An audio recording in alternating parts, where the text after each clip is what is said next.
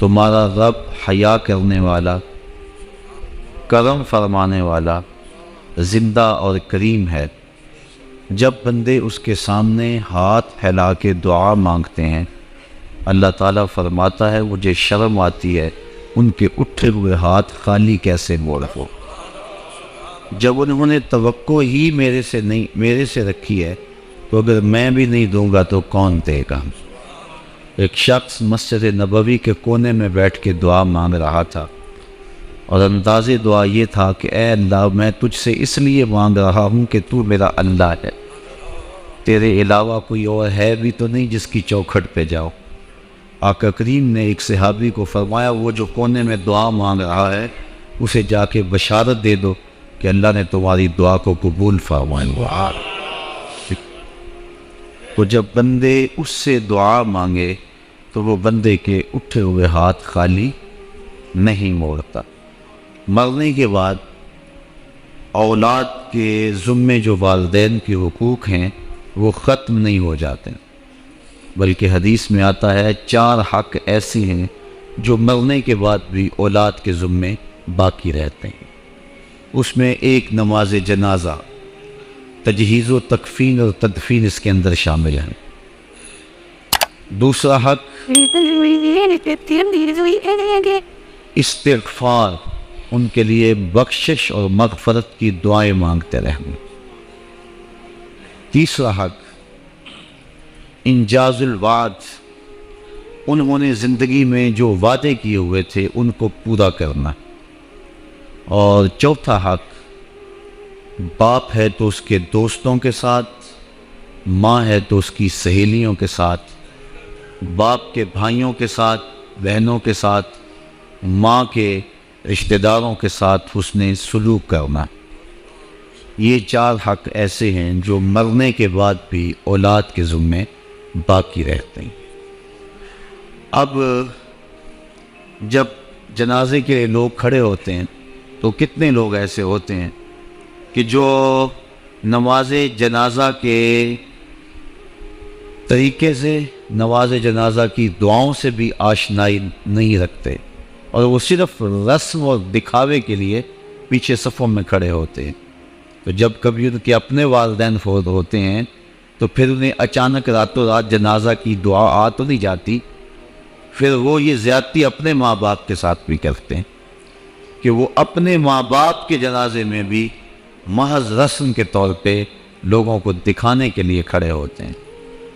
تو یہ پہلا حق ہے مرنے کے بعد ماں باپ کا اولاد کے ذمے کہ ان کے لیے نماز جنازہ میں شریک ہوں، اور شرکت کا مفہوم یہ ہے کہ جنازہ کا جو حق ہے اس کو ادا کرنا۔ بلکہ نماز جنازہ میں سب سے زیادہ جنازہ پڑھانے کا حقدار جو ہے وہ ولی اقرب ہے، اس کے بعد امام الحی یعنی محلے کا امام اس کے بعد آتا ہے، اس کے بعد پھر شہر کا امام آتا ہے۔ تو نماز جنازہ کے اندر جو ولی اقرب ہے، جو قریبی ہے، اس کو زیادہ حق ہے کہ وہ نماز جنازہ پڑھائے، بیٹا پڑھائے اور باپ پڑھائے بیٹے کا، ماں کا بیٹا پڑھائے، سکا بھائی پڑھائے۔ تو اس لیے جو ولی اقرب ہے اس کو زیادہ حق پہنچتا ہے کہ وہ جنازہ پڑھائے۔ لیکن اگر وہ خود ہی اس پوزیشن میں نہ ہو کہ وہ جنازہ پڑھا سکے، یا اس کو نماز جنازہ آتا نہ ہو اور وہ پڑھ بھی نہ سکے، تو یہ کتنی بدبختی ہے۔ تو یہ پہلا حق ہے اولاد کے ذمے ماں باپ کا کہ ان کے لیے وہ جنازے میں شریک ہوں اور جنازے کے حقوق کو پورا کریں۔ اور دوسرا حق جو میں نے بیان کیا استغفار، ان کے لیے استغفار طلب کریں، کثرت سے اللہ کی بارگاہ سے دعائیں مانگیں۔ اور میرے اور آپ کے آقا و مولا فرماتے ہیں من میت فی القبر الا کالغریق المتغوص فی البحر ینتظر دعوۃ، ہم جب کسی شخص کو بھی قبر میں دفن کر کے آتے ہیں تو اس کی حالت یہ ہوتی ہے جس طرح وہ بندہ پانی میں غوطے کھا رہا ہو، پھر وہاں وہ اگر کسی چیز کا انتظار کرتا ہے تو وہ صرف دعاؤں کا انتظار کرتا ہے کہ میرے لیے کسی کے ہاتھ اٹھ جائیں، میرے لیے کوئی دعا کرے، وہ میرا بھائی ہو، وہ میرا دوست ہو، وہ میرا رشتہ دار ہو، وہ میری اولاد ہو، تو مرنے کے بعد مرنے والے کو سب سے زیادہ ضرورت دعاؤں کی ہوتی ہے۔ اور ایک دوسری روایت کے لفظ ہیں کہ جب کوئی شخص اس دنیا سے چلا جاتا ہے تو اس کے اعمال کا سلسلہ منقطع ہو جاتا ہے، لیکن 3 عمل اس کے بعد جاری رہتے ہیں۔ ایک صدقہ جاریہ، دوسرا علم نافع، اور تیسرا وَوَلَدٌ صَالِحٌ يَدْعُو لَهُ، وہ نیک اولاد جو والدین کے لیے دعا مغفرت کی کرتی رہے۔ تو تیسرا حق بر الاصدقاء ہے کہ باپ کے رشتہ داروں اور دوستوں کے ساتھ، ماں کے رشتہ داروں اور سہیلیوں کے ساتھ حسن سلوک کیا جائے، تاکہ ان کی قبر میں روح آسودہ ہو۔ اور آقا کریم علیہ السلام نے فرمایا اگر کوئی شخص ماں باپ کے ساتھ صلہ رحمی نہیں کر سکا تو وہ بعد میں اپنی خالہ کے ساتھ ماں کی جگہ پہ صلہ رحمی کرے اور ماں کی سہیلیوں کے ساتھ صلہ رحمی کرے، تو اللہ تعالیٰ جل شانہ اس کو ماں کی رضا عطا فرما دے۔ اور ایک روایت میں آتا ہے کہ جو والدین کی قبر پہ جا کے سورہ یاسین پڑھتا ہے ہر جمعۃ المبارک کو، اللہ تعالیٰ اسے بھی اور اس کے والدین کی بھی مغفرت فرما دے۔ اور چوتھا حق انجاز الوعد، انہوں نے زندگی میں جو وعدے کیے ہیں، اولاد کی ذمہ داری ہے کہ ان وعدوں کو پورا کرنے کی کوشش کریں۔ اگر کسی غریب سے ان کا تعاون کا معمول تھا تو ماں باپ کے چلے جانے کے بعد اگر وہ غریب دروازے پہ آتا ہے تو خالی لوٹ کے نہ جائے، بلکہ اسی طرح خیر لے کے آئے تاکہ والدین کو قبر میں آسودگی اور ٹھنڈک پہنچے۔ تو مرنے کے بعد یہ حق باقی رہتے ہیں، اور ان میں سے اہم حق جو ہے وہ دعا کا ہے۔ اور اگر کوئی شخص ضد سے کہتا ہے میں دعا نہیں مانگتا تو میاں یہ اس کی مرضی ہے۔ اللہ تعالیٰ جل شانہ تو قرآن میں واضح اور دو ٹوک فرماتا ہے قل ما یابو بکم ربی لولا دعاؤکم، محبوب تم فرما دو اے لوگو اگر تم دعا نہیں کرو گے تو اللہ بھی پرواہ کرنا چھوڑ دے گا۔ تمہاری ضرورت ہے کہ تم مانگو، اور جب تم مانگنے والے اتنے متکبر ہو گئے ہو، کہتے ہم نہیں مانگتے، تو وہ تو پہلے ہی بے نیاز ہے۔ اس لیے تم اگر مانگتے رہو گے وہ تمہاری جھولیاں بھرتا رہے گا، اور اگر تم متکبر ہو جاؤ گے، نہیں پرواہ کرو گے، تو وہ تو پہلے ہی بے نیاز ہے۔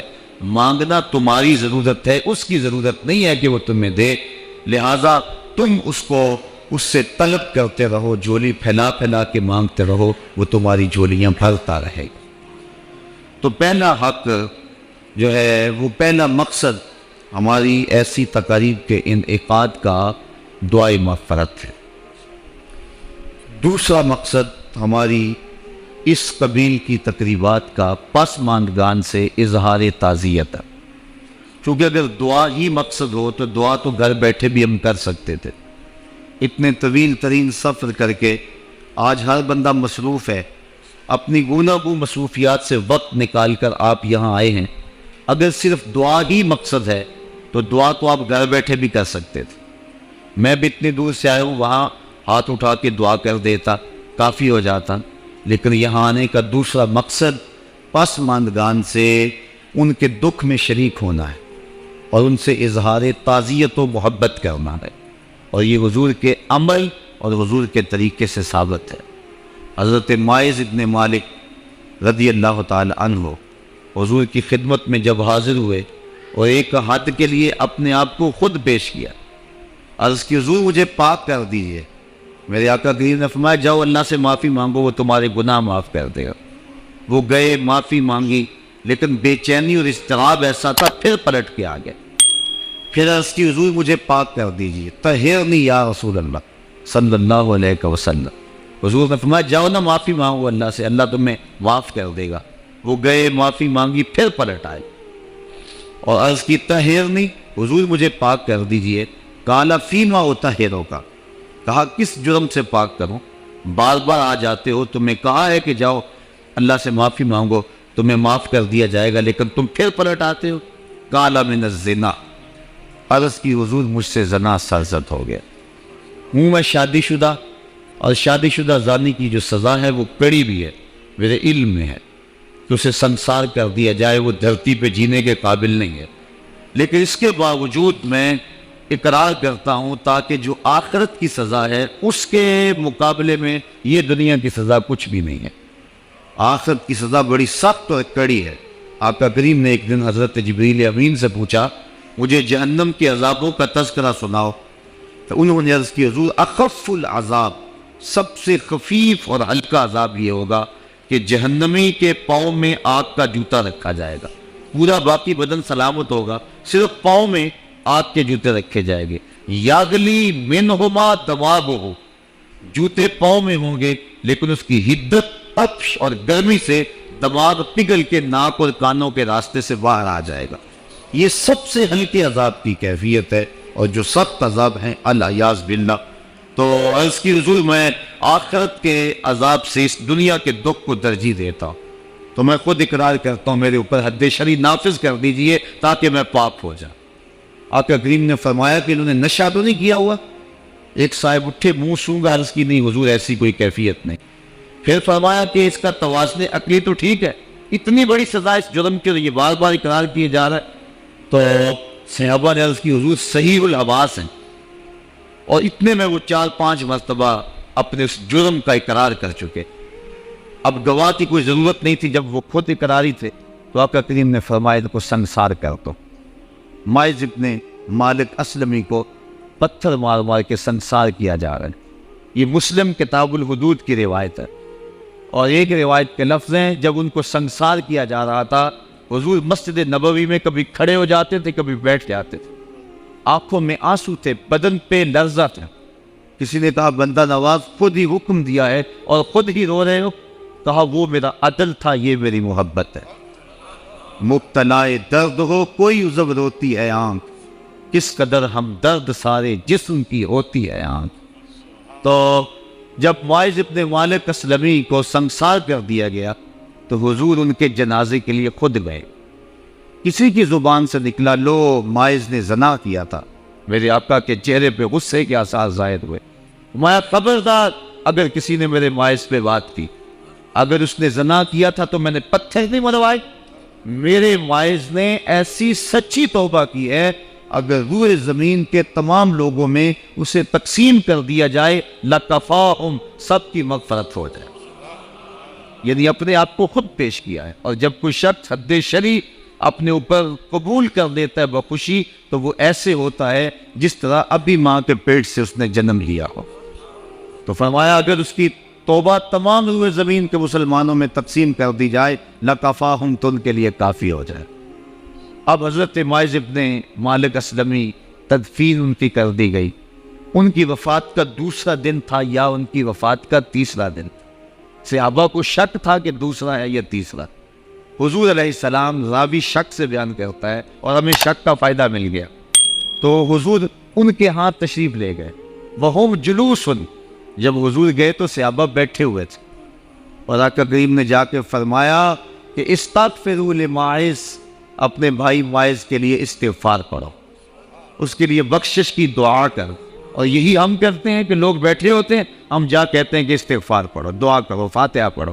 تو حضور علیہ السلام گئے، صحابہ لفظ ہے وَهُمْ جُلُوس، وہ بیٹھے ہوئے تھے، اور آقا کریم نے فرمایا استغفروا لماعز، مائز ابن مالک کے لیے مغفرت کی دعا کرو، ان کے لیے ہاتھ اٹھاؤ۔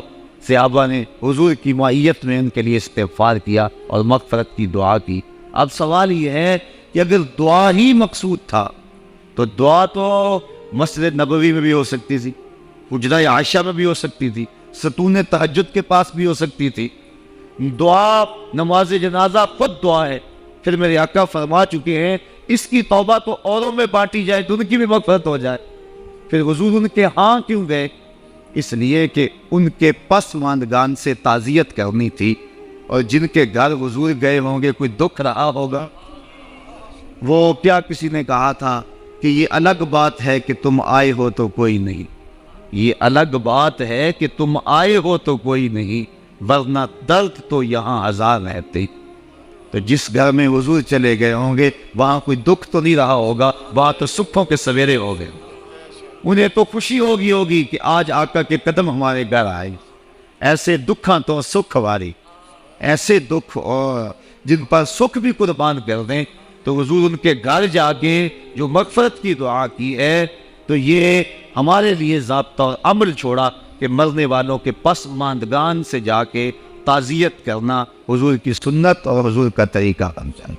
جیسے میں اور آپ اپنے ان عزیزوں کے ہاں آئے ہیں اور ہمارا مقصد ان کی ڈھارس بندانا ہے، کیونکہ ان کا وہ رشتہ اس دنیا سے چلا گیا جس کا بدل زمانے میں نہیں ہے۔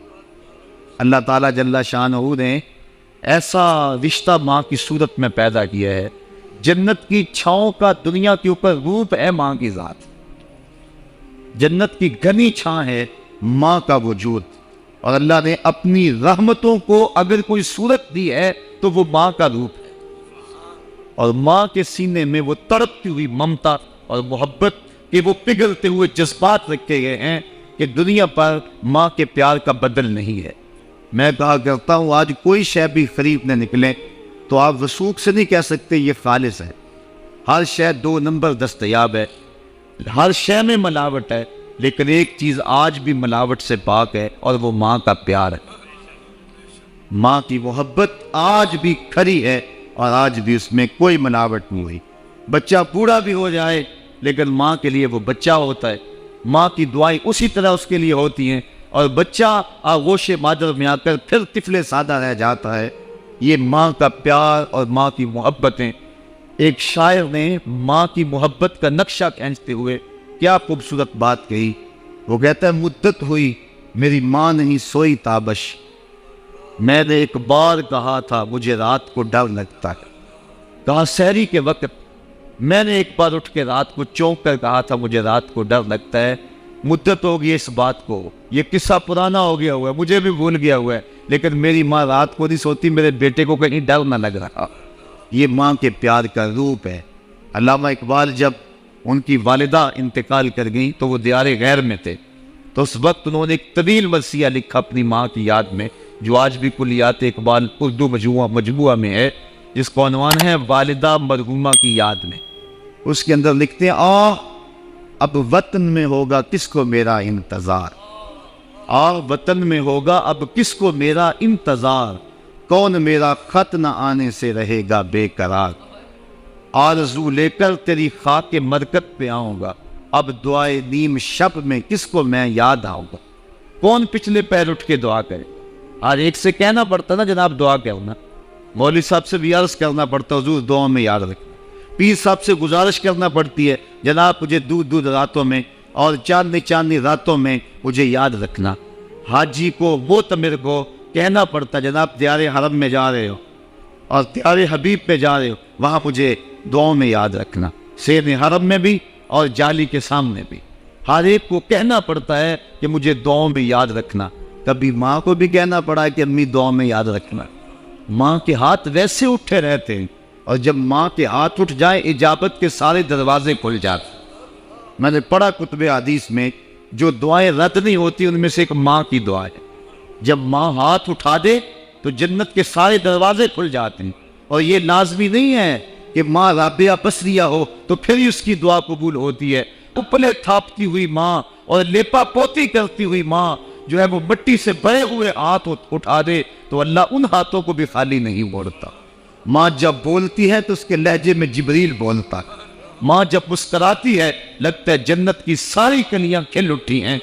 ماں کے چہرے کی رونق اور ماں کے چہرے کی جو ہے وہ خوشی بیٹے کے دل کو حقیقی قرار اور حقیقی تسکین دیتی ہے۔ جو ٹھنڈ ماں کے ساتھ نصیب ہوتی ہے وہ کائنات میں کسی اور جگہ پہ نہیں ہے، جو گھنا سایہ ماں کے دامن میں ہے وہ کسی اور جگہ میسر نہیں ہو سکتا ہے۔ وہ کیا کہا تھا کسی نے کہ 5 سٹار ہوٹلوں میں کھانا کھانے میں وہ لذت کہاں جو چولہے پر بیٹھ کے ماں کے ہاتھوں سے پکی ہوئی چپاتیاں کھانے میں آتا ہے۔ عالی جناب حضرت صاحب کیا کیا اسٹیٹ سیکرٹری نام لیتے ہیں، لیکن وہ لطف کہاں جو ماں اوئے ببلو اوئے پپو اور اوئے مٹھو کہہ کے پکارتی ہے۔ جو مٹھاس ان لفظوں کے اندر ہے وہ بڑے اور بھاری اور بھرکم الفاظ اور خطابات کے اندر کہاں ہے. اونچی کرسی پہ بیٹھنے کا وہ لطف نہیں ہے جو ماں کے قدموں میں بیٹھنے کا ہے. اللہ نے ماں کے روپ کے اندر ایک محبت اور ایک الفتوں کا ایک ایسا دریا دیا ہے کہ جس کے اندر انسان جب جاتا ہے تو اس کے دکھوں کے سارے میل دھل جاتے ہیں اور وہ بالکل آسودہ ہو جاتا ہے. یہ ماں کا روپ ہے, یہ ماں کا پیار ہے. تو ماں کا بچھڑ جانا, اس دنیا سے چلے جانا, یہ ایسے ہی ہوتا ہے جس طرح کوئی بندہ گھنے سائے میں کھڑا ہو تو اچانک اس کو دھوپ میں کھڑا کر دیا جائے, پھر اسے پتہ چلتا ہے کہ کتنا گھنا سایہ تھا. جس طرح درخت ساری دھوپ اپنے اوپر سہتا ہے اور جو اپنے نیچے کھڑا ہو اس کو ٹھنڈک دیتا ہے, اسی طرح ماں باپ سارے دکھ اپنے اوپر سہتے ہیں لیکن اپنی اولاد کو ٹھنڈک پہنچاتے ہیں. ماں باپ کے اس دنیا سے چلے جانے کے بعد پتہ چلتا ہے کہ میں کتنی گھنی چھاؤں سے کس کڑاکے دار دھوپ میں آ گیا ہوں اور میری زندگی کے اندر کتنے دکھوں کا زہر گل رہا ہے. جو زہر پہلے ماں ہمارے قریب نہیں آنے دیتی تھی, جو باپ ہمارے قریب نہیں آنے دیتا تھا, وہ اپنی باہوں میں اور اپنے سینے میں ان غموں اور دکھوں کو سمیٹ لیا کرتے تھے. تو ماں باپ کا اس دنیا سے چلے جانا یہ ایک ایسی محرومی ہے. میں اور آپ تو حیثیت ہی بلا کیا رکھتے ہیں, میرے اور آپ کے آقا و مولا نے بھی اس رشتے کی کمی کا احساس فرمایا. الحاوی الفتاوی کے اندر امام سیوطی نے اس واقعہ کو لکھا. ایک دن حضور حجرہ عائشہ سے مسجد نبوی میں آئے. تا حد نظر صحابہ حضور کے انتظار میں بیٹھے ہوئے تھے. یوں ہی حضور کو دیکھا, ادب سے کھڑے ہو گئے. وہ وقت بیت گئے جب لوگ پتھر مارتے تھے. اب یہ مدنی دور ہے, حکم ہو گیا ہے کہ میرے نبی کی آواز سے آواز بھی اونچی نہیں کر. وہ لمحے بیت گئے جب لوگ آوازیں کستے تھے. اب حکم ہو گیا میرے نبی سے مسئلہ بھی پوچھنا ہے, پہلے گھر جاؤ, صدقہ لو, فقیر ڈھونڈو, خیرات کرو, پھر میرے نبی کی چوکھٹ پہ آؤ, تمہیں پتہ چلے کتنی اونچی بارگاہ میں جا رہے ہیں. تو یہ ادب کے زاویے اور ادب کے قرینے طے کرنا پڑتے ہیں. حضور آئے, مسجد میں قدم رکھا, تا حد نظر صحابہ سے ادب سے کھڑے ہو گئے. آقا کی آنکھیں چھم چھم برسنے لگی اور حضور نے روتے روتے فرمایا, لو ادرکت والدی او احدہما, کاش آج میرے ماں باپ زندہ ہو یا ان میں سے کوئی ایک ہی زندہ ہوتا. وَأَنَا أُصَلِّي صَلَاةَ الْعِشَاءِ, اور میں لوگوں کو نماز عشاء پڑھا رہا ہوتا. انسان نے دکھوں کا دور دیکھا ہو, بعد میں اللہ خوشحالیاں دے دے تو انسان اس بات کی ضرور آرزو کرتا ہے کہ میرے ماں باپ نے میرے دکھوں کا دور دیکھا, کاش آج میرے سر پہ عزتوں پہ سجی ہوئی دستار بھی دیکھتے, آج مجھے وقار کی مسند پہ بیٹھا ہوا بھی دیکھتے, آج میرے گھر میں بچوں کا کھیلنا بھی دیکھتے, آج میرے آنگن کی بہار بھی دیکھتے, آج دولت کی ریل پیل بھی دیکھتے, آج عزتوں کا ظرف جو مجھے نصیب ہوا ہے وہ بھی ماں باپ ملاحظہ کرتے, آج میرے وقار اور میرے عہدہ و منصب کو بھی دیکھتے, معاشرے میں میرے مرتبہ و مقام کو بھی دیکھتے, تو کتنے خوش ہوتے.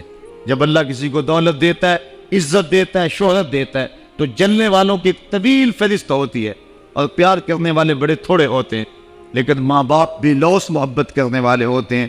تو انسان جب کسی ایسے مرحلے پہ پہنچتا ہے تو وہ ضرور ہی آرزو کرتا ہے, کاش آج میرے ماں باپ ہوتے تو وہ دیکھتے تو کتنا خوش ہوتے, ان کی آنکھیں کتنی ٹھنڈی ہوتی, ان کے دل کو کتنی تسکین پہنچتی مجھے اس مرتبے پہ پہنچا ہوا دیکھ کر. ظاہر ہے جب حضور پیدا ہوئے تو باپ کا سایہ سر پہ نہیں تھا, 6 سال کی عمر تھی. حضور اپنی ماں کے ساتھ مدینہ شریف گئے ہوئے تھے. واپسی پر ابوا کی ریت کے ٹیلے ہیں. سیدہ آمنہ کو سخت بخار ہو گیا اور انہوں نے سمجھا کہ یہ میرا بخار اب جان لیوا ثابت ہوگا. انہوں نے ام ایمن کو بلایا اور کہا میرے اس بیٹے کو بحفاظت امیر قریش عبد المطلب تک پہنچا دینا. پھر حضور کو سامنے بٹھایا, سر پہ ہاتھ رکھا. جب سیدہ آمنہ نے اپنے بیٹے کے سر پہ ہاتھ رکھا, بیوہ ماں کا ہاتھ جب اپنے یتیم بچے کے سر پہ آیا تو ابوا کی ریت کے ذرے بھی رونے لگے. سیدہ آمنہ کچھ کہنا چاہتی تھی لیکن ضبط کے بندھن ٹوٹ گئے, آنکھوں سے سیلاب اشک جاری ہو گیا. تو جو کہنا چاہ رہی تھی اس میں چند جملے ادا کیے جو ابن حشام نے محفوظ کیے. سیدہ آمنہ نے کہا, بیٹا ہر نئی چیز نے پرانی ہو جانا ہے, ہر باقی نے فنا ہو جانا ہے, میں بھی جا رہی ہوں. وَذِكْرَ بَاقٍ وَوَلَدْتُ طُهْرًا, لیکن میرا ذکر نہیں مٹے گا, میں تیرے جیسا ستھرا بیٹا چھوڑ کے جا رہی ہوں. جن ماؤں کے بیٹے اتنے اچھے ہوں ان ماؤں کا ذکر نہیں مٹا کرتا. یہ آخری لفظ تھے سیدہ آمنہ کے, اس کے بعد ان کا انتقال ہو گیا. حضور اپنی ماں کے جسم سے لپٹ کر روتے تھے اور کہتے امی آپ آگے بولتی کیوں نہیں ہیں؟ 6 سال کی معصوم عمر، ابوا کی ریت کے ٹیلے، کونین کے سردار کے لیے یہ دکھوں کی کہانیاں۔ اللہ کے محبوب علیہ السلام نے وہی اپنی ماں کی تدفین کی اور وہ اپنی ماں کی قبر کے اوپر پتھروں کے ٹکڑے رکھے، اور یہاں آج ہو بھی کیا سکتا تھا؟ مدینے میں حضور کی ماں کا انتقال ہوتا، کتنے صحابہ جنازے میں ہوتے، فرشتے جنت سے پھول لے کر آتے حضور کی ماں کی قبر پہ چڑھانے کے لیے۔ یہ ابوا کی ریت ہے، مسافرت، غربت۔ حضور نے مٹی کے اس تودے کے اوپر، اپنی ماں کی قبر کے اوپر پتھر کے ٹکڑے رکھے، اور وہ کیا کسی شاعر نے کہا تھا، تجھے کن پھولوں سے ہم کفن دیں، تو جدا ہی ایسے موسموں میں ہوا جب درختوں کے ہاتھ پھولوں سے خالی تھے۔ حضور نے اپنی ماں کی تدفین کی اور پھر ام ایمن کے ساتھ بیٹھ کے حضور واپس آ گئے۔ 8 سال کی عمر تھی کہ امیر قریش حضرت عبد المطلب کا بھی انتقال ہو گیا۔ میں نے ابن ہشام میں پڑھا ہے کہ جب امیر قریش کا جنازہ اٹھا تو پورا مکہ امڈ آیا جنازے میں، لیکن 8 سال کا ایک بچہ تھا جو دیواروں سے لگ لگ کے روتا تھا، آج اس کا یہ سہارا بھی چلا گیا۔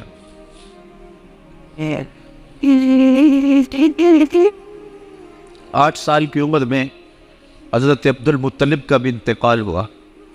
پھر حضور اپنے چچا کی کفالت میں آئے، وہ دن بھی بیتے، طائف کے بازار بھی آئے، مکے کی گلیاں بھی آئیں، بچھتے ہوئے کانٹے، کھدتے ہوئے گڑے، کبھی عقبہ بن ابی معیط جسم پہ اوجریاں ڈال رہا ہے، کبھی کوئی بددے نازک پہ کوڑا ڈال رہا ہے، کبھی حضور علیہ السلام کی راستوں میں جمیل کانٹے بچھا رہی ہے، کبھی بدر سجتا ہے، کبھی احد کی لڑائی ہوتی ہے، حضور کے چچا کے کلیجے کو چبایا جاتا ہے۔ یہ دن سخت ترین دن تھا، حضور کے سر پہ پٹی بندھی ہوئی تھی، آنکھوں میں آنسو جاری تھے، اور بار بار کہتے تھے ما فعل امی، میرے چچا کی کہانی سناؤ۔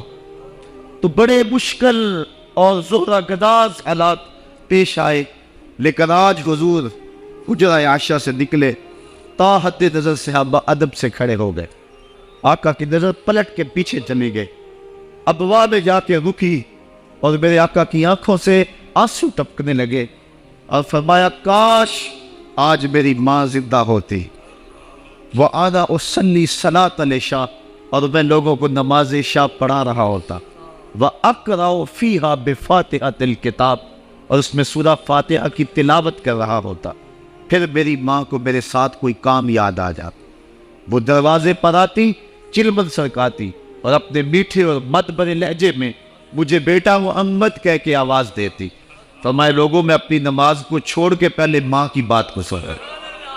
یہ دنیا کے سامنے اپنی ماں کی ضرورت اور اہمیت کو حضور نے رکھا، تو ماں کا بچھڑ جانا، ماں کا اس دنیا سے چلے جانا، یہ بہت بڑا سانحہ ہوتا ہے۔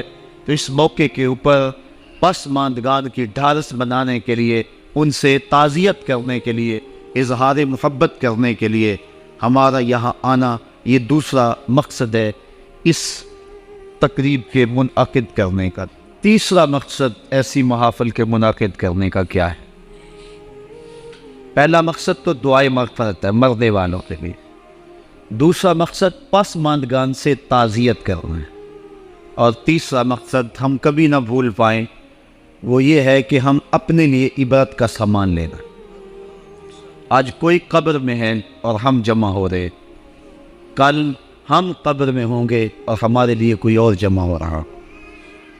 خیر کن فلاں و غنیمت شمار عمر، زاں بیشتر کے بانگ برائد کے فلاں نہ مان۔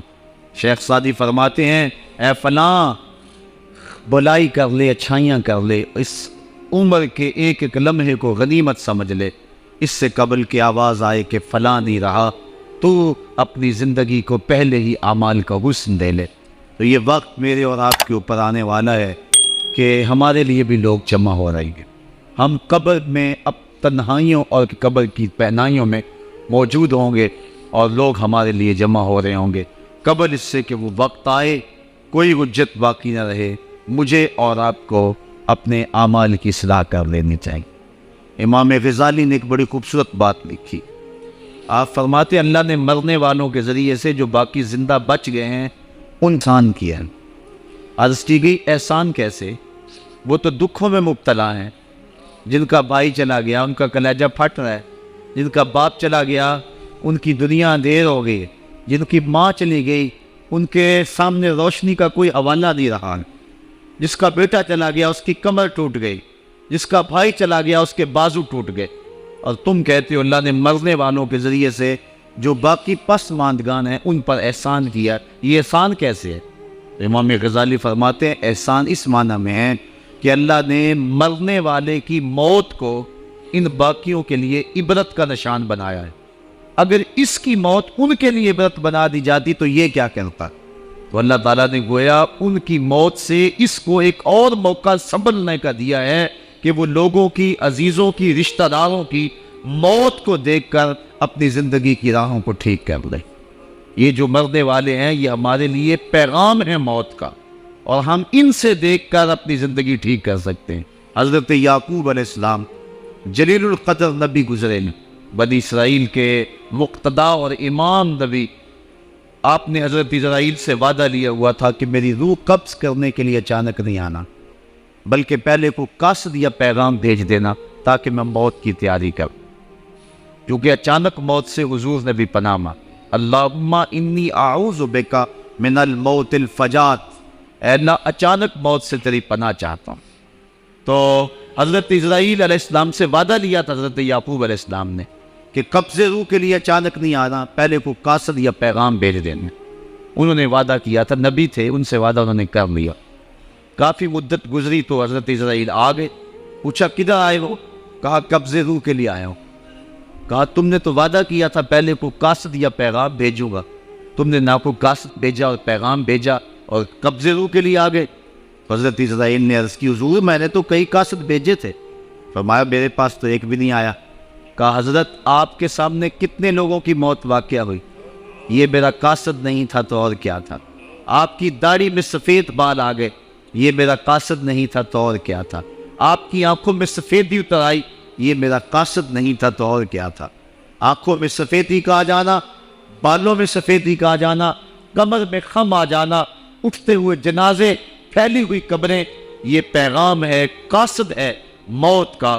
حضرت عمر فاروق رضی اللہ تعالیٰ عنہ ایک دن دربار میں بیٹھے ہوئے تھے. ایک شخص آیا اور آپ کو دیکھ کر کہنے لگا یا عمر لا تنسا موتک، عمر اپنی موت کو نہیں بھولنا. کب کپا کے رہ گئے. اس کو بلایا، شکریہ ادا کیا، کہا میاں کبھی روز آ جایا کرے نا تو تجھے مہینے کے بعد تنخواہ بھی دیا کروں گا. بڑے دربار میں وہ روزانہ آتا ہے. حضرت عمر فاروق کام میں لگے ہیں، وہ کہتا ہے یا عمر لا تنسا موتک، عمر اپنی موت کو نہیں بھولنا. مہینے کے بعد اس کو تنخواہ بھی دیتے ہیں. ایک دن وہ آیا، آپ نے اس کے ہاتھ میں اس کا مشارہ دیا، کہا آج کے بعد نہیں آنا. حضرت مجھ سے کوئی گستاخی ہوگی؟ فرمایا نہیں. تذکیر موت کی ضرورت نہیں رہی؟ فرمایا نہیں. کوئی اور بندہ رکھ لیا؟ فرمایا نہیں. تو کہا پھر حضور مجھے بتائیں نا مجھے کیوں چھٹی دی جا رہی ہے. حضرت عمر فاروق چھم چھم رونے لگے اور داڑھی پہ ہاتھ رکھا، ایک بال الگ کیا، وہ بال سفید ہو چکا تھا. کہا میاں پہلے تو یاد دلاتا تھا، اب تیرے آنے کی ضرورت نہیں رہی. یہ میرے گھر میں مجھے بتانے والا آ گیا اور یہ مجھے بہت نہیں بھولنے دے گا. داڑھی میں سفید بال آ گیا. کہا میاں اب تیرے آنے کی ضرورت نہیں ہے، ہماری تو پوری داڑھی بھی سفید ہو جائے. وہ کیا کہا تھا میاں محمد بخش عارف رومی کشمیر نے خوب کہا تھا، ہڈیاں کمبڑ گوڈے کھڑکن تے اڑ گیا لک تیرا، اجے بھی بدیوں باس نہ آئے جیو مرد تلیرا. یا ایھا الانسان ما غرک بربک الکریم، اے انسان تجھے کریم رب کے دروازے سے کس نے دور ہٹا دیا؟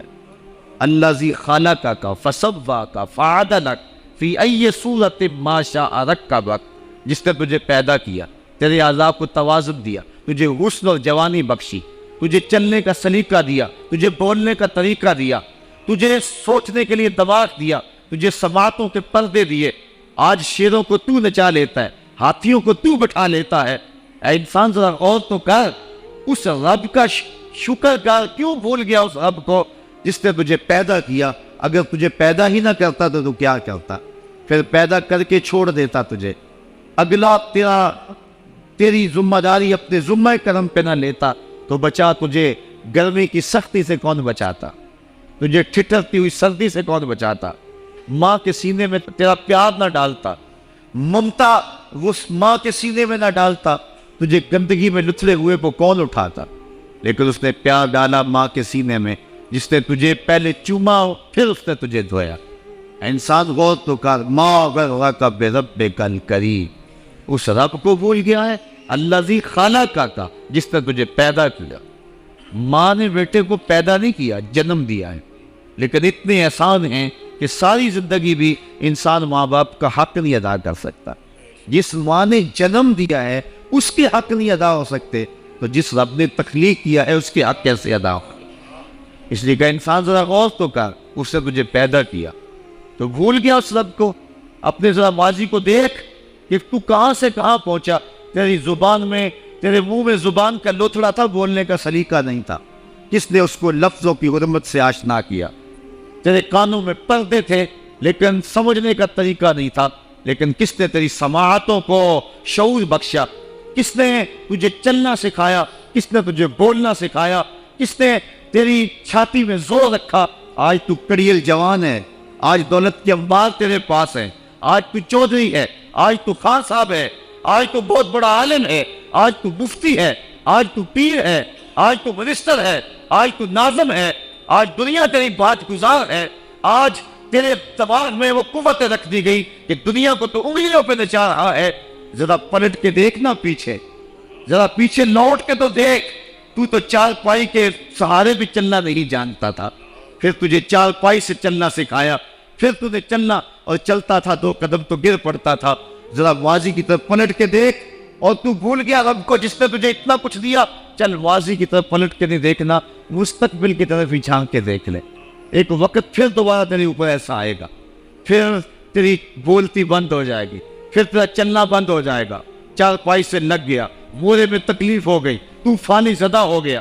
سارے گھر والے 4 دن تو بڑی خدمت میں لگے رہے، لیکن انہیں اپنے کام بھی تو کرنے تھے، پھر آہستہ آہستہ تجھے اگنور کرنا شروع کر دیا۔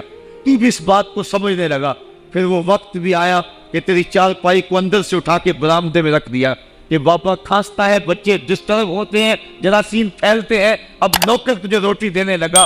شام کو بیٹا آتا ہے، 2 لمحے کھڑا ہوتا ہے، پھر اپنے بیڈ روم میں چلا جاتا ہے، تو اس کی صورت کو ترستا رہتا ہے۔ آج تیری زندگی اجیرن بن گئی، پھر تیرے اوپر ایسے عملے بیماریوں کے ہوئے، ایسی تکلیفیں ہوئی، بول و براز بھی اوپر، لوگ ناک پہ کپڑا رکھ کے تجھے اٹھاتے ہیں۔ اس وقت تو اپنی زندگی سے تنگ آ گیا، تو کہتا ہے ڈاکٹر کو لگا زہر کا ٹیکہ، مجھے موت آ جائے۔ بتا ہم تجھے موت بھی نہ دیتے تو کیا کرتا؟ ہم نے تجھے زندگی دی تھی، یہ ہمارا احسان، اور اب تمہیں موت اگر دیں گے تو یہ بھی ہمارا احسان ہے۔ اگر تو تڑپتا تھا، تیری زندگی جو ہے وہ اجیرن بن چکی تھی، سارے تجھ سے تنگ آ گئے تھے، تیرے بیٹے بھی کہتے دعا کرو اللہ بابے کو پردہ دے دے، سارے تیرے پردہ مانگ رہے تھے، اب بتا کہ ہم تجھے پردہ بھی نہ دیتے تو کیا کرتا؟ ثم اماتہ فاقبرہ، شکر کر ہم نے تجھے موت عطا کر دی، فاقبرہ، اور پھر اس کے بعد تجھے قبر دی۔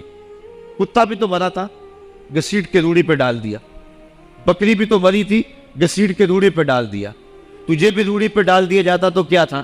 لیکن کہا نا یہ میرا شاہکار ہے، پہلے سے غسل دو، بیری کے پتے بھی ڈال لینا، صفائی خوب ہو جائے، اس کو چٹے لباس کا کفن دو، اس کے سند سند پہ خوشبو ملو، اس کو سلگاؤ، خوشبوئیں سلگاؤ، اس کو خوبصورت چارپائی پہ ڈالو، اس کے اعضائے سجدہ پہ مشک ملو، اور اس کی جو ہے وہ چارپائی کے دائیں بائیں پھول رکھو، اور اب سارا زمانہ تیرے منہ دیکھنے آ رہا ہے، ذرا سوچ تیرا منہ دکھانے کے قابل ہے؟ اور پھر کہا اب اس کو اٹھاؤ قبرستان میں لے چلو، زمانہ آ گیا، تو آج دولہا بنا ہوا ہے اور زمانہ تیری برات بنی ہوئی ہے، اور کہا کہ ایک آدمی نہ اٹھائیں، اس کا پروٹوکول ہے، اس کو 4 آدمی اٹھائیں، کندھا بھی بدلتے رہیں، کہا زیادہ تیز بھی نہ چلنا، میرے شاہکار کو کہیں جھٹکا نہ لگے، اور پھر تیرا پروٹوکول امام کعبہ بھی ہو تو وہ پیچھے ہے، تیری لاش آگے۔ تو نے ہمارے ساتھ کیا کیا، ہم نے تیرے ساتھ کیا سلوک کیا۔ یا ایھا الانسان ما غرک بربک الکریم، ہم نے کہا اس کے لیے چھوٹا سا گھر بنا دو اور اس کے اندر پردے میں اس کو رکھ کے اوپر سے مٹی ڈال دو، اوپر پھول ڈال لو، اور پھر اتنی دیر تک کھڑے رہو جتنی دیر تک اونٹ کو ذبح کرتے ہیں، اس کی کھال ادھیڑتے ہیں، اس کا گوشت بناتے ہیں، پھر اس کو تقسیم کرتے ہیں، اور پھر آؤ تو دعائیں شروع کر دو، کبھی کل کی محفل سجا دو، کبھی 10ویں کی، کبھی چہلم کی۔ اے انسان، تیرے ساتھ جو کچھ ہوا لوگوں کی نظروں کے سامنے تجھے رسوا تو نہیں کیا میں نے۔ یا ایھا الانسان ما غرک بربک الکریم، ذرا پیچھے پلٹ کے دیکھ لے، نہیں تو آگے جھانک کے دیکھ لے، تجھے کبھی تو شرم آئے گی، تو کہاں بھٹک گیا، کہاں بہ گیا۔ آ جا اس کریم رب کی طرف جو 70 ماؤں سے زیادہ پیار کرتا ہے۔ آنا تو نے ہے ہی، آج نہیں تو کل آئے گا، تو کل جو پھر کفن میں منہ چھپا چھپا کے آتا پھرے گا، آج کھلے منہ ہی آ جا۔ آج میری رحمتیں تیرا بڑھ بڑھ کے استقبال کر رہی ہیں۔ روبی بن حراش ایک بزرگ ہوئے اور تابعی ہیں۔ تابعی وہ تھا جس نے صحابی کو دیکھا، ساری زندگی ان کے چہرے پہ مسکراہٹ نہیں آئی، وہ کہتے تھے کیا خبر میرا انجام کیا ہوگا۔ شیخ سعدی فرماتے جب تو دنیا پہ آیا تھا نا تو روتا تھا، یہ سارے ہنستے تھے۔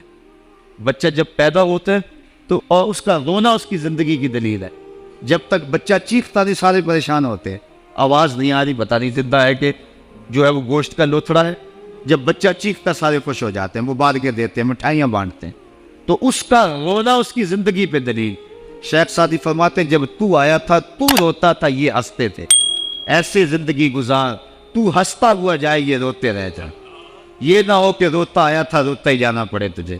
روبی بن حراش ساری زندگی نہیں مسکرائے، فرماتے تھے کیا خبر میرا انجام کیا ہوگا۔ وقت بیتتا گیا، آخر میں فوت ہو گئے۔ ان کا بھائی ربیع بن حراش غسال کو بلا لایا کہ میرے بھائی کو غسل دو۔ غسال جب غسل دینے کے لیے داخل ہوا تو فوراً باہر پلٹ آئے۔ ربیع پوچھنے لگا کیا ہوا ہے؟ کہا یار تیرا بھائی بڑا عجیب ہے۔ کہا ہوا کیا ہے؟ کہا نحنو نغتسلہ وہو یتبسم، ہم اسے غسل دیتے ہیں وہ آگے سے مسکراتا ہے۔ کہا اس نے قسم کھائی تھی جب تک اپنا اچھا انجام نہیں دیکھوں گا نہیں مسکراؤں گا۔ اس کو امام ابو نعیم نے حلیہ میں لکھا، روض الانف کے اندر امام سہیلی نے لکھا، قاضی ایاس مالک الدرسی نے شفا میں لکھا، اور اسی کو امام جلال الدین سیوطی علیہ رحمہ نے جو ہے وہ الخصائص الکبریٰ میں لکھا۔ کہا یا تیرا بھائی بڑا عجیب ہے، ہم اسے غسل دیتے ہیں وہ آگے سے مسکراتا ہے۔ تو اس نے قسم کھائی تھی جب تک اچھا انجام نہیں دیکھوں گا نہیں مسکراؤں گا۔ آج اس نے اپنا اچھا انجام دیکھ لیا تبھی تو مسکرا رہا ہے۔ 12 لوگوں کے 2 گروہ بن گئے۔ ایک کہنے لگے کہ یار یہ ویسے گڑی ہوئی بات ہے، بلا کوئی بندہ مرنے کے بعد بھی مسکرا سکتا ہے۔ ایک گروہ کہتا ہے یار بندہ بڑا اچھا تھا، ہو سکتا ہے کہ مرنے کے بعد مسکرایا ہو، زندگی تو اس نے دکھ سے گزاری لیکن بعد میں تو سکھ ملا ہوگا۔ اتنے میں انہیں غسل دے دیا گیا، لوگ اکٹھے ہو کے ان کے گھر آ گئے، انہیں کفن دے کے پٹڑے پہ ڈال دیا گیا۔ ربیع بن حراش نے جب لوگ باتیں کر رہے تھے، کوئی کہہ رہا تھا صحیح ہے، کوئی کہتا ہے غلط تھا، تو اس نے کفن سے ہاتھ باہر نکالا اور لوگوں کو کہا السلام علیکم۔ لوگوں نے کہا وعلیکم السلام، اتتکلم بعد الموت، عجیب بات ہے، مرنے کے بعد باتیں کر رہے ہو؟ قال نعم اتکلم بعد الموت، کہا ہاں میں مرنے کے بعد ہی باتیں کر رہا۔ عرش فرش تے مکے پہ گیا شور، بلے شاہ سا مرنا نہیں تے گور پیا کوئی ہور، فَلَنُحْيِيَنَّهُ حَيَاتًا طَيِّبَةً، ان کو حیات طیبہ بخش دی جاتی ہے جو اللہ کے نام پہ اپنی زندگی گزار دیتے ہیں۔ میرا رب کہتا ہے کہ میں ان کو مرنے نہیں دیتا، ان کو ستھری اور پاکیزہ زندگی دیتا ہوں۔ اور اقبال کہتا ہے فطرت ہستی شہید آرزو رہتی نہ ہو، خوب تر پیکر کی اس کو جستجو رہتی نہ ہو، موت کو سمجھا ہے غافل اختتام زندگی، یہ ہے شام زندگی صبح دوام زندگی۔ تو کہا ہاں مرنے کے بعد باتیں کہو۔ لوگوں نے کہا بتا پھر تیرے رب نے تیرے ساتھ سلوک کیا کیا؟ تو ربیع جو فوت ہو چکا ہے کہتا ہے استقبلنی ربی غیر غضبان واستقبلنی بروح ودیعان، کیا پوچھتے ہو؟ اس کے قدرت والے چہرے پہ کوئی غصہ نہیں تھا، اس نے روح و ریحان کے پھولوں کے ہار میرے گلے میں ڈالے۔ لوگوں نے باتیں پوچھنا شروع کر دی، موقع مل گیا ایک مزدہ بول پڑا، کوئی ادھر کی پوچھ رہا ہے کوئی ادھر کی پوچھ رہا ہے۔ امام ابو نعیم لکھتے ہیں کہ جب لوگوں نے سلسلہ کلام طویل کر دیا تو ربیع بن حراش نے کہا اجلوا بی ولا تؤخروا بی، لأن ابا القاسم ينتظر علیہ الصلاۃ، دیر نہ کرو، مجھے جلدی جلدی قبرستان میں لے جاؤ، تم مجھے باتوں میں لگا رہے ہو، امام الانبیاء میرے جنازے کا انتظار فرما رہا۔ لوگوں نے جنازہ پڑھا اور اپنے گھروں میں آنے کی بجائے سیدھا ام المومنین حضرت عائشہ صدیقہ رضی اللہ تعالی عنہا کی چوکھٹ پہ چلے گئے اور جا کے سارا ماجرا کہا۔ وہ ابھی باقاعدہ حیات تھی، کہ ایک آدمی نے مرنے کے بعد یوں باتیں کی ہیں، آپ اپنی رائے بتائیں کہ یہ کیا ہو سکتا ہے۔ تو ام المومنین رضی اللہ تعالی عنہا نے فرمایا تم کیوں پریشان ہو گئے ہو، میرے سرتاج آقا فرما گئے ہیں کانا رجل من امتی یتکلم بعد الموت، میری امت میں ایسے مرد بھی ہوں گے جو مرنے کے بعد باتیں کیا کریں۔ تو وہ لوگ جنہوں نے اپنی زندگی اللہ کے نام لگا دی اور اس کے ذکر کے نام لگا دی، وہ مرنے کے بعد بھی ابدی اور سرمدی زندگی پاتے ہیں، اور جو لوگ اللہ سے بے بہرہ ہیں، اس کی خشیت سے جن کا سینہ خالی ہے اور دین کا چراغا جن کے سینے میں نہیں ہے، وہ چلتے پھرتے بھی مردہ ہیں، ان کے سینے میں دھڑکتا ہوا دل تو ہے لیکن تمانیت کا نور اس میں نہیں رکھتے ہیں، وہ دھرتی کے اوپر چلتے تو ہیں لیکن دھرتی کا بوجھ ہیں، لیکن یہ لوگ وہ دھرتی کی چھاتی میں ہیں لیکن دھرتی کا وقار ہے، ان کی قبروں سے بھی زندگی پھوٹ رہی ہے اور ضیائیں پھوٹ رہی ہیں۔ میں جب بھی کبھی لاہور گیا ہوں تو ایک منظر مجھے اپنی طرف کھینچتا ہے، جب میں دریائے راوی کے اس پار ہوتا ہوں تو میں ایک قبر دیکھتا ہوں جس پہ حسرتیں برس رہی ہیں، وہ بر صغیر کا مطلق العنان حکمران جس کی کے اشارہ ابرو سے ہندوستان کی تقدیر بدلتی تھی، آج چند تاش کھیلنے والی ٹولیاں اس کی قبر پہ بیٹھی ہیں۔ اس کی محبوب بیوی جو بادشاہ کے پیچھے بیٹھتی تھی اور پردہ پیچھے لٹک رہا ہوتا، بادشاہ کا کوئی فیصلہ اسے ناگوار ہوتا، پیچھے سے وہ کمر ٹھوکتی، بادشاہ فیصلے بدل لیتا، جس کے اشارہ ابرو سے ہندوستان کی تقدیر کے فیصلے تبدیل ہوتے تھے، اس کی قبر بھی ساتھ ہی اندھیرے میں، اور اس کی بیٹی کی قبر کے اوپر زیب النساء کے مقبرے پہ لکھا ہے بر مزار ماں غریباں، نہ چراغے نہ گلے، نہ پرے پروانہ سوزد، نہ صدائے بلبلے۔ ہم غریبوں کی قبر پہ کون چراغ جلانے آئے گا، کون پھول ڈالنے آئے گا، نہ کوئی بلبل گیت گانے آئے گی اور نہ کوئی پروانہ پر جلانے آئے گا۔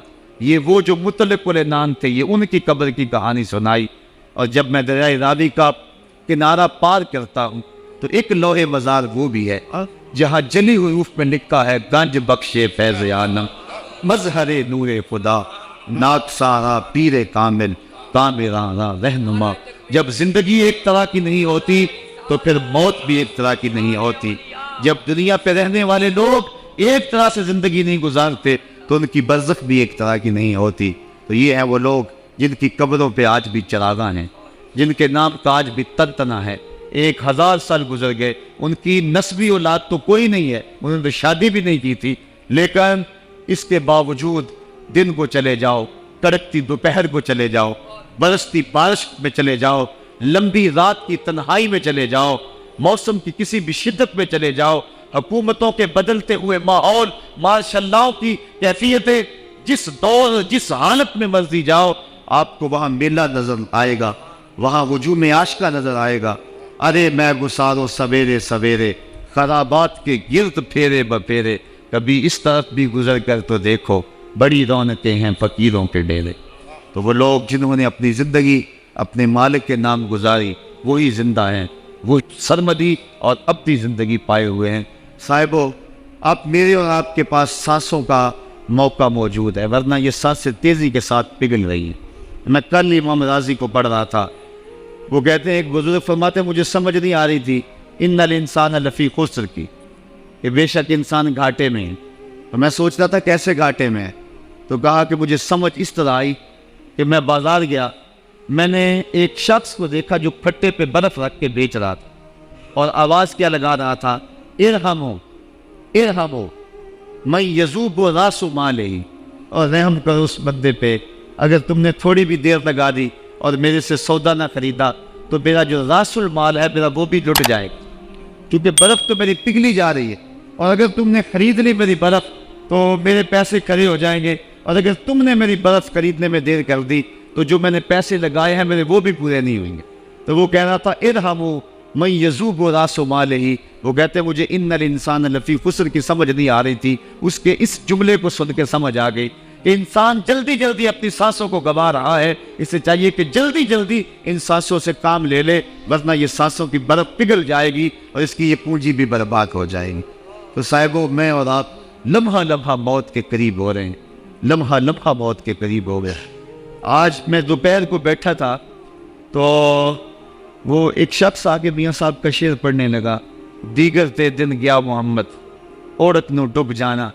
تو میری نظر چلی گئی، میں نے کہا ابھی تو 10 بجے ہوں گے، تو میں نے کہا صبح کے 10 بھی بج گئے اور پھر 12 بھی بج جانے، پھر ظہر بھی ہوگی، پھر دیگر بھی ہوگی اور اس کے بعد پھر شام بھی ہو جانی۔ اب ہم دیگر تک تو پہنچ گئے ہیں، اب شام کے تدلکے بھی قریب ہو گئے ہیں، تو یہ دن ڈوب جانا ہے تھوڑی دیر کے بعد۔ یہی مثال ہماری زندگی کی ہے، کوئی دوپہر تک آ گیا ہے، کوئی چاش تک آ گیا ہے، کوئی ظہر تک آ گیا ہے، کوئی عصر تک آ گیا ہے، اور کسی کی زندگی کا سورج بالکل غروب ہونے کے قریب آ گیا۔ صاحبو، پتہ کوئی نہیں کہ ہمارا اگلا قدم کہاں ہے۔ اس سے قبل کہ کوئی حجت باقی نہ رہے، مجھے آپ کو اپنی زندگی پہ نظر ثانی کرنا ہوگی، اپنے گناہوں کا اور اپنی نیکیوں کا حساب لگانا ہوگا۔ ایک ترازو تو کل محشر کے میدان میں لگے گا، ایک ترازو ضمیر کی عدالت میں آج ہی لگانا ہوگا۔ ہمیں دیکھنا ہوگا ہمارے پلے کتنے عمل ہیں اچھے، اور جو اچھے عمل ہیں ان میں خلوص والے کتنے ہیں، لوگوں کے دکھاوے والے کتنے تھے، رب کے لیے کتنے عمل کیے اور لوگوں کے لیے کتنے کیے۔ تو پھر ترازو لگا کے ہم نے اپنے اعمال نامے کو آج ہی تولنا ہے اور وزن کرنا ہے، اور اپنی زندگی کو نیکی کا غسل دینا ہے۔ وقت کٹ رہا ہے، زندگی لمحہ لمحہ موت کے قریب ہو رہی ہے، قبل اس سے کہ کوئی حجت باقی نہ رہے، ہم ہاتھ ملتے رہ جائیں، پچھتاتے رہ جائیں تو کیا فائدہ ہوگا۔ بلکہ میں نے تو پڑھا کتابوں میں، علماء لکھتے ہیں قیامت کے دن تو نیکوکار بھی پچھتائیں گے۔ بدکاروں نے تو پچھتانا ہی پچھتانا ہے، نیکوکار بھی پچھتائیں گے۔ بدکار تو اس لیے پچھتائیں گے انہوں نے اتنے گناہ کیوں کیے، تو نیکوکار کیوں پچھتائیں گے؟ جب وہ اپنے اچھے اعمال کی جزا دیکھیں گے تو وہ پچھتائیں گے، ہائے جو چند لمحے ضائع ہو گئے وہ بھی کیوں ضائع ہو گئے، وہ بھی میں نے کیوں برباد کر دی، وہ بھی راستے پہ ڈالے ہوئے ہوتے۔ تو آج مجھے آپ کو موقع ہے، دیکھیں قبریں، کتنی قبریں جو ہیں وہ ہمارے کتنے پلنے والے، ذرا نظر دوڑائیں نا، آج ہم کتنوں کو کندھوں پہ اٹھا کے قبرستان چھوڑ آئے ہیں۔ حضرت غوث اعظم رضی اللہ تعالیٰ عنہ فرماتے ہیں، جا کے قبرستانوں میں دیکھو کتنے کتنے حسینوں کی مٹی خراب ہو رہی، جو اپنے بدن پہ ایک چٹکی مٹی نہیں پڑنے دیتے تھے، آج ان کا کفن بھی تار تار ہو گیا ہے۔ جو اپنے کلف لگے کاٹن کو سلوٹ نہیں آنے دیتے تھے، آج ان کے کفن بھی ٹوٹ گئے ہیں اور ہڈیوں کے جوڑ جوڑ الگ ہو گئے ہیں۔ تو وقت ہمارے اوپر وہ آنے والا ہے، کسی نے آج تک موت کا انکار نہیں کیا۔ میں نے لوگوں کو خدا کا انکار کرتے دیکھا، آپ نے بھی دیکھا، لیکن کوئی موت کا آج تک انکار کرتا نہیں دیکھا گیا۔ موت اپنا آپ منوا لیتی ہے۔ میں اور آپ موت کے بتدریج قریب ہو رہے ہیں، ہمارا اٹھنے والا ہر قدم ہمیں موت کے قریب کر رہا ہے۔ تو قبل اس سے کہ وہ وقت آ جائے اور کوئی حجت باقی نہ رہے اور ہم ہاتھ ملتے رہ جائیں، وقت پر کافی ہے ایک قطرہ بھی آب خوش ہنگام کا، جل گیا جب کھیت برسا می تو پھر کس کام کا، پھر تو پچھتاوا ہی ہوگا۔ آج ہم پچھتا لیں تاکہ زندگی میں حسن نیکی کا آ جائے۔ یہ میری آپ سے درد مندانہ اپیل ہے، گزارش ہے، اور میری آپ سے التماس ہے کہ یہ تھوڑی سی زندگی اللہ نے جو مجھے اور آپ کو ودیعت کی ہے، یہ بڑا تھوڑا سا عرصہ ہے، تھوڑا سا موقع ہے۔ یہ دنیا بوائی کا موسم ہے، آخرت کٹائی کا موسم ہے۔ جو بوائی کے موسم کو برباد کر بیٹھا ہے، کٹائی کے موسم میں اس کے ہاتھ کچھ نہیں لگتا۔ تو آج تخم میں عمل ڈال لیں، آج ایک بیج ڈالیں گے، کل 70 کاٹ لیں گے۔ لیکن اگر آج کچھ نہ کیا، اپنی سانسیں برف کی طرح پگھلا دی، تو یہ اس شخص کی طرح ہے جو پھٹے پہ رکھ کے برف کہہ رہا ہے کہ میرے اوپر رحم کرو، اگر تم نے میرے سے برف نہ خریدی تو میرا راس المال بھی لٹ جائے گا۔ ہمارا راس المال سانسوں کی صورت میں لٹ رہا ہے۔ اللہ مجھے آپ کو اپنی رحمتوں کا حصار عطا فرمائے۔ وآخر دعوانا ان الحمد للہ رب العالمین۔ الحمد للہ رب العالمین، الصلاۃ والسلام علی سید الانبیاء والمرسلین۔ میرے مالک 3 عدد ختمات قرآن مجید، یہ بہت سارے کلمات طیبات جو کچھ پڑھا سنا کہا گیا، سب کچھ اپنی بارگاہ میں قبول فرما، اور سب کا ثواب ہم تیرے محبوب کی بارگاہ میں بطور ہدیہ پیش کرتے ہیں، قبول فرما۔ حضور کے توسل سے جمیع انبیاء علیہ السلام اور ان کی امتوں کے ارواح کو پیش کرتے ہیں، قبول فرما۔ بالاختصاص آقا کریم کی امت کو پیش کرتے ہیں، قبول فرما۔ اور ہم سب لوگوں کی دعائیں، التجائیں، اٹھے ہوئے ہاتھ، سفارشوں کے لیے پھیلی ہوئی جولیاں عزیزم زاہد فیاض صاحب، ریاض صاحب اور اعجاز سلیم صاحب اور ندیم سلیم صاحب اور رانا لیاقت علی صاحب کی والدہ ماجدہ جو پچھلے دنوں میں انتقال کر گئی، ان کی روح کے لیے پیش کرتے ہیں۔ اے اللہ ان کی قبر کو وسیع، کشادہ، منور اور خوشبودار کر دے، ان کو اپنی رحمتوں کا حصار دے دے، ان کی قبر کو نور نور کر دے۔ اے اللہ زندگی میں اگر ان سے کوئی کوتاہی ہو گئی تو اپنے محبوب کی زلف گراگین کا صدقہ معاف کر دے، اور ان کی زندگی کی ایک ایک نیکی اپنی بارگاہ میں قبول فرما۔ اے اللہ ان کی اولاد کو صبر عطا فرما، اور ہم سب کو مرنے والوں سے عبرت حاصل کر کے اچھی زندگی گزارنے کی توفیق عطا فرما۔ اے اللہ ہمیں اپنی زندگی کو نیکی کا حسن دینے کی توفیق عطا، ایسی زندگی گزارے جس زندگی پہ تو راضی ہو، تیرا رسول راضی ہو، حضور کی سنت سیرت کا نور عطا کر دے، اپنی یادوں اور اپنی محبتوں کا سرمایہ دے دے، ڈرنے والا دل عطا کر دے، رونے والی آنکھ دے دے، قرآن کے نغمے سننے والے کان دے دے، ہماری زبانوں کو سچائی کا نور دے دے، ہمارے خیالات کو پاکیزگی دے دے، ہمارے ہاتھوں کو اپنے حضور پھیلنا دے دے، ہمارے قدموں کو اپنے راستوں میں اٹھنا دے دے، ہمارا دل اپنی یادوں سے آباد کر دے۔ اے اللہ ہم جئیں تو تیرے لیے، مرے تو تیرے دین کے لیے، اور زندگی کی آخری سانس تک تیرے رسول کے وفادار رہیں۔ وصلی اللہ تعالیٰ علی النبی امین وعلیہ وسلم۔